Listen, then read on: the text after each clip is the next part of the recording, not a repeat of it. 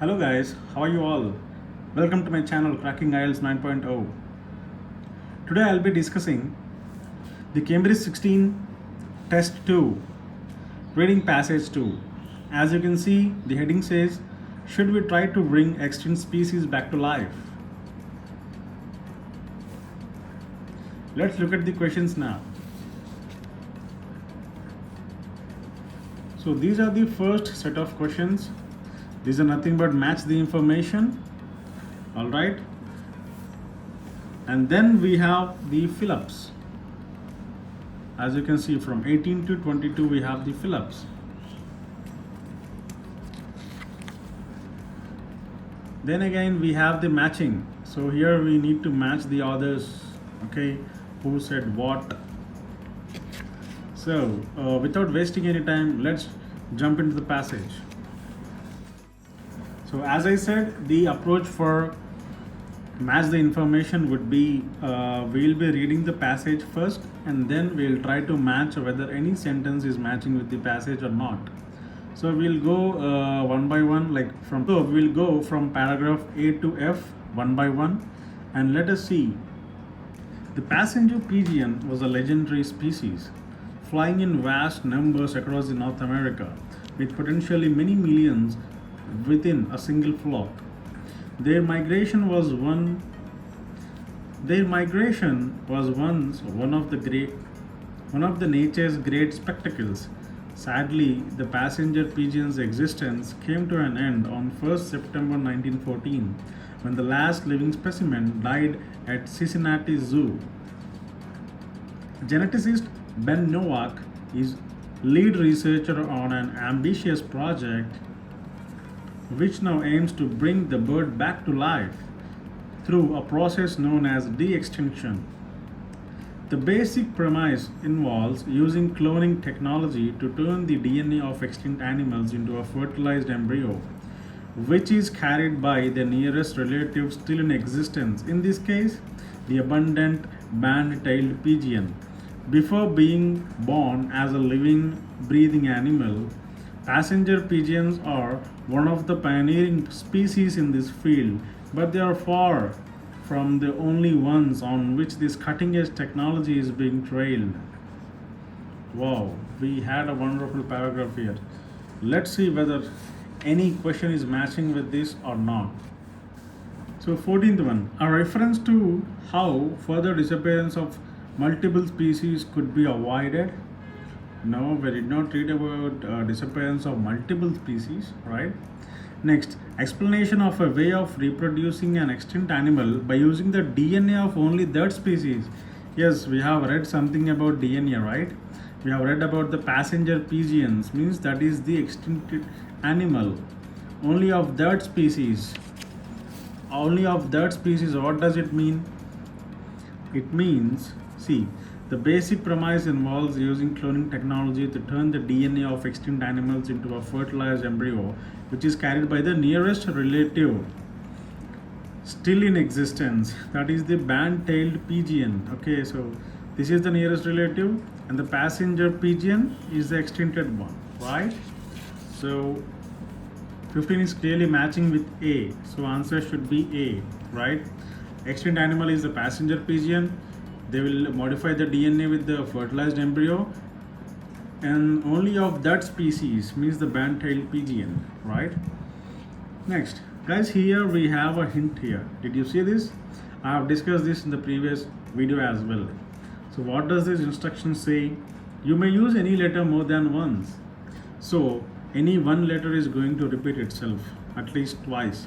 Okay, so among these four options, some letter or some alphabet or some paragraph is going to repeat itself. Let's see. So this is a hint, guys, please keep in mind. Reference to a habitat which has suffered following the extinction of a species. No, habitat which has suffered, no, there's no mention about a particular habitat, right? Next, mention of the exact point at which a particular species became extinct. Yes, there is a mention of the exact point. What is it? See, Sadly, the passenger pigeon's existence came to an end on 1st September 1914 when the last living specimen died at the Cincinnati Zoo. So this is the location, exact point. So this is the location of the passenger pigeon which has died, the last bird, right? So the answer for 17th one should be A again. So A has repeated itself, right? See, because of the when they gave this type of heading, then surely any one option will repeat itself. So A has repeated twice here. So let's read further now. Let's move on to the B paragraph. In Australia, the thylacine, more commonly known as the Tasmanian tiger, is another extinct creature which genetic scientists are striving to bring back to life. There is no carnivore now in Tasmania that fills the niche which thylacines once occupied, explains Michael Archer of the University of New South Wales.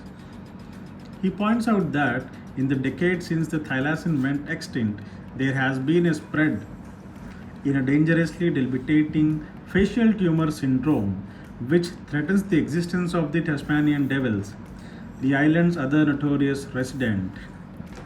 Thylacines would have prevented this spread because they would have killed significant numbers of Tasmanian devils. If that contagious cancer had popped up previously, it would have burned out in whatever region it started.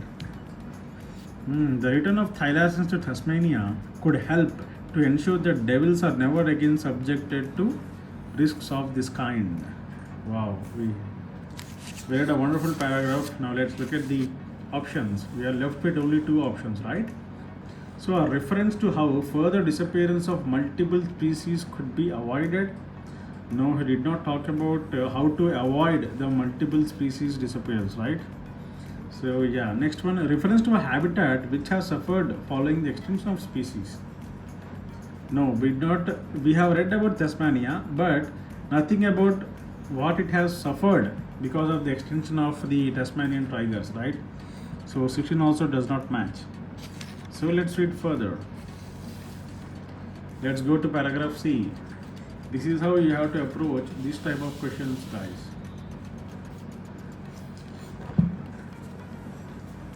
If extinct species can be brought back to life, can humanity begin to correct the damage it has caused to the natural world over the past few millennia? The idea of de-extinction is that we can reverse this process, bringing species that no longer exist back to life, says Beth Shapiro of University of California, Santa Cruz Genomics Institute. I don't think that we can do this. There is no way to bring back something that is 100% identical to a species that went extinct a long time ago. A more practical approach for long extinct species is that take the DNA of existing species as a template, ready for the insertion of strands of extinct animal DNA to create something new, a hybrid based on the living species, but which looks and/or acts like the animal which died out. Okay, let's read the questions now.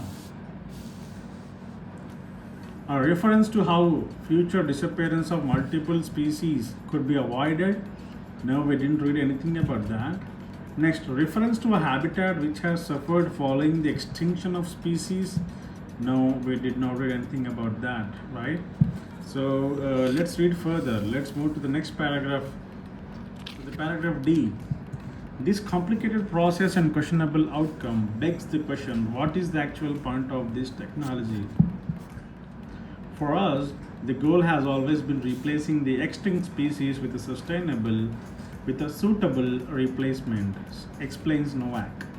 When it comes to breeding, band-tailed pigeons scatter and make maybe 1 or 2 nests per hectare, whereas passenger pigeons are very social and would make 10,000 or more nests in 1 hectare. Since the disappearance of these key species, ecosystems in the eastern US have suffered. Wow. As the lack of disturbance caused by thousands of passenger pigeons wrecking trees and branches means there has been minimal need for regrowth. This has left forests stagnant and therefore unwelcoming to the plants and animals which evolved to help regenerate the forest after a disturbance. According to Novak, a hybridized band-tailed pigeon with the added nesting habits of a passenger pigeon could, in theory, re-establish that forest disturbance, thereby creating a habitat necessary for a great many other native species to thrive. Next, 14th one. A reference to how further disappearance of multiple species could be avoided. No, we didn't read about disappearance of multiple species, right? 16th one. A reference to a habitat which has suffered following the extinction of a species. Yes, we have read something about a habitat which has suffered. What is it? Can anyone say? Yes. Let's read from here. Since the disappearance of this key species, okay, so extinction of species, ecosystems in the eastern US have suffered. See, he has given directly, it has suffered. The eastern US has suffered as the lack of disturbance caused by thousands of passenger pigeons wrecking trees and branches means there has been minimal need for regrowth. So, see, since the disappearance of these key species means extinction of species. So, in the eastern US have suffered means a habitat. That's the habitat of the pigeons. It has suffered. So, 16 should be D, right, guys? So, answer for 16th one is D, clearly. Next, let's move to the next paragraph. It is E. Another popular candidate for this technology is the woolly mammoth.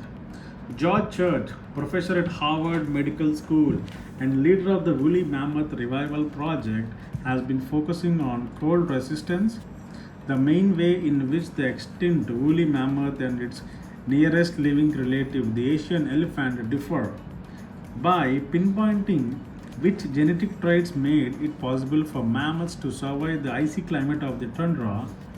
The project's goal is to return mammoths or a mammoth-like species to the area. My highest priority would be preserving the endangered Asian elephant, says Church, expanding their range to the huge ecosystem of the tundra. Necessary adaptations would include small ears, thicker head, and extra insulating fat, all for the purpose of reducing heat loss in the tundra, and all traits found in the now extinct woolly mammoth. This repopulation of the tundra and boreal forest of Eurasia and North America with large mammals could also be a useful factor in reducing carbon emissions. Elephants punch holes through snow and knock down trees, which encourages grass growth. This grass growth would reduce temperatures and mitigate emissions from melting permafrost. Wow. So, what is the remaining question that we have? A reference to how future disappearance of multiple species could be avoided? No, we didn't read anything about disappearance of multiple species, right? So, let's move to the next paragraph. That is F. While the prospect of bringing extinct animals back to life might capture imaginations, it is of course far easier to try to save an existing species which is merely threatened with extinction. Many of the technologies that people have in mind when they think about de-extinction can be used as a form of genetic rescue, explained Shapiro. She prefers to focus the debate on how this emerging technology could be used to fully understand why various species went extinct in the first place, and therefore how we could use it to make genetic modifications which could prevent mass extinctions in the future. Wow, I would also say there is an incredible moral hazard to not do anything at all. She continues, we know that what we are doing today is not enough, and we have to be willing to take some calculated and measured risks. So look at this sentence, guys. She prefers to focus the debate on how this emerging technology could be used to fully understand why various species went extinct in the first place. Okay, and therefore how we could use it to make genetic modifications which could prevent, avoid mass extinctions in the future, means disappearance of multiple species. Clear, guys? So how to avoid, how we could use it to make genetic modifications which could prevent. Preventing means avoiding. Mass extinctions again means disappearance of the multiple species in the future. So I think the only left one is 14 and F is clearly matching with it, so F should be the answer. A reference to how further disappearance of multiple species could be avoided clearly. Let's move to the next set of questions, guys. What is it? Phillips. So look at the instruction now. No more than 2 words. So we are allowed only 2 words here. So always keep this in mind. So this is about woolly mammoth. I think the paragraph E, which we have just read before the paragraph F, right? So Professor George Church and his team are trying to identify the dash which enabled mammoths to live in the tundra. So trying to identify the dash. So identify is our keyword. So if we move to the paragraph E now, let's read from here. By pinpointing which genetic traits made it possible for mammals to survive the icy climate of tundra, by pinpointing means by identifying which genetic traits made it possible for mammals to survive the icy climate of tundra, the project's goal is to return mammoths to the area. So what do you think is the answer, guys? Any guesses? Anyone? Any guesses? Right. So Professor George and his team are trying to identify the genetic traits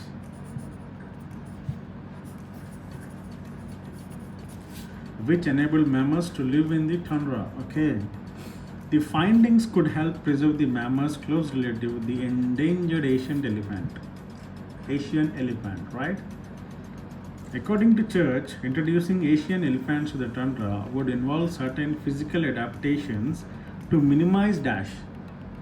So he's talking about minimizing something. So minimize is our keyword, and also introducing the Asian elephants to the tundra would involve certain physical adaptations is also one keyword. Physical adaptations and minimizing. Let's see that.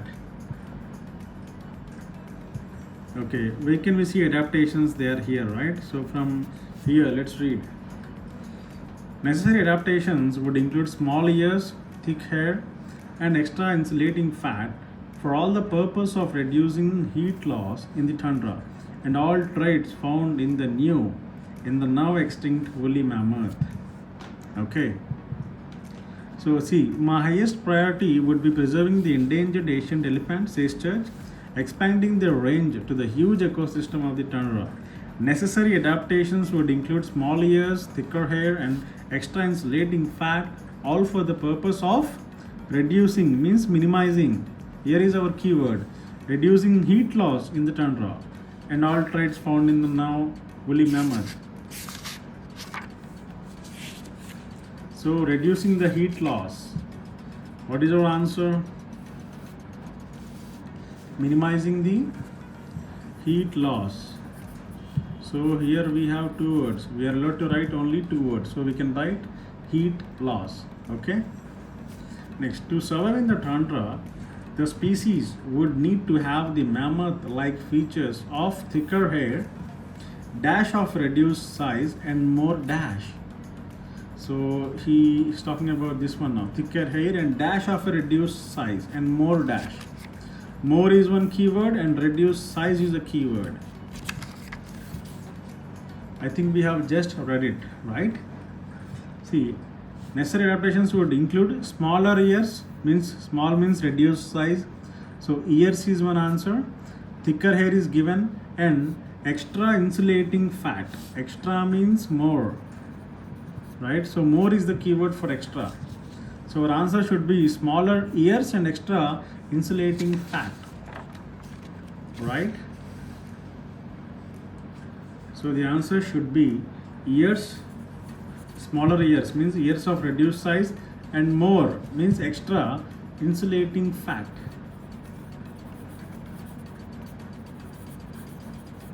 Right guys, is it clear? I hope you are following me guys. Please pay attention. Right, next one. Repopulating the tundra with mammoths or Asian elephant hybrids would also have an impact on the environment, which would help to reduce the temperatures and decrease dash. So this is our hint. Reduce the temperature is one hint, and decrease is the keyword. Decreasing something. What is that? Let's catch it. Read the last sentence. This grass growth would reduce the temperatures, one keyword, and mitigate emissions from melting permafrost. Mitigate means reduce, decrease. Mitigate the emissions. Okay. So what is our answer? Reducing temperatures and decrease the emissions. Right guys, so these are our answers. Let's move to next set of questions now. So here we have match the authors. Okay, so there are three people: Ben Novak, Michael Archer, and Beth Shapiro. And there are four statements. We have to match the statements with the authors, right? And again we have this instruction here. So you may use any letter more than once. So definitely some author is going to repeat now, because we have four options and there are only three authors. So one of the authors is going to repeat. Clear guys? So let's read the first one. What does it say? Reintroducing an extinct species to its original habitat could improve the health of particular species living there. So here there are two types of species, right? One is extinct species. So reintroducing these extinct species to its original habitat could improve the health. He's talking about the health of a particular species in that area. So I think we have read something about the Tasmanian tigers and Tasmanian devils, right? I think he's talking about that. Where was that? That's in the paragraph B. In the paragraph B, what does it say? So thylacines would have prevented this spread because they would have killed significant numbers of Tasmanian devils. If that contagious cancer had popped up previously, it would have burned out in whatever region it started. The return of thylacines to Tasmania would help to ensure that devils are never again subjected to risks of this kind. So the last sentence has the answer, guys. What does this mean? Thylacines are the extinct species, right? So the return of thylacines means reintroducing the extinct species to Tasmania. Tasmania is the original habitat. Could improve the health of means could help to ensure that devils are never again subjected to risks of this kind. Devils means the particular species living in Tasmania, right? So who said this? Michael Archer said this, right? So our answer for 23 should be B, right? So Michael Archer is our answer.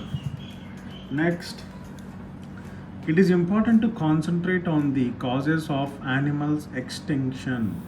So important to concentrate on the causes of animal extinction is the keyword that we have here. So let's look at paragraph F now. What does it say? We'll read from here, okay?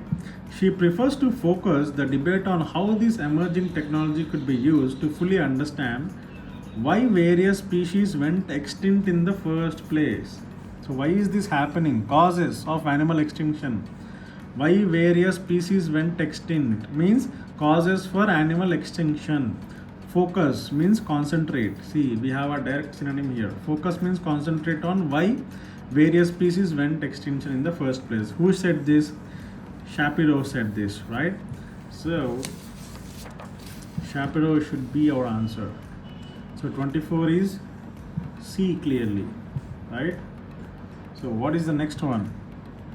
A species brought back from extinction could have an important beneficial impact on the vegetation of its habitat. So now he is talking about the vegetation. and some species brought back from extinction. So how to find it now? Okay, let's look at this sentence, guys, in the paragraph D. According to Novak, a hybridized band-tailed pigeon with the added nesting habits of the passenger pigeon could, in theory, re-establish that forest disturbance, thereby creating a habitat necessary for a great many other native species to thrive. So species brought back from extinction means this passenger pigeon, they can have important beneficial impact on the vegetation of its habitat. So here we have the habitat. What do you mean by vegetation? Re-establish that forest disturbance, thereby creating a habitat necessary for many other native species to thrive. So this is the beneficial impact. So here many other species can thrive here, and it also has a beneficial impact. Also it is given here also, regrowth. Okay. See, this has left forest stagnant and therefore unwelcoming to plants and animals, which evolved to help regenerate the forest after a disturbance. So this is said by Mr. Novak.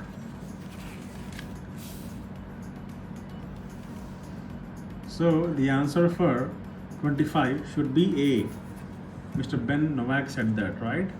Next, our current efforts at preserving biodiversity are insufficient. So our current efforts preserving the biodiversity are insufficient. So who said this? Let's look at the paragraph F.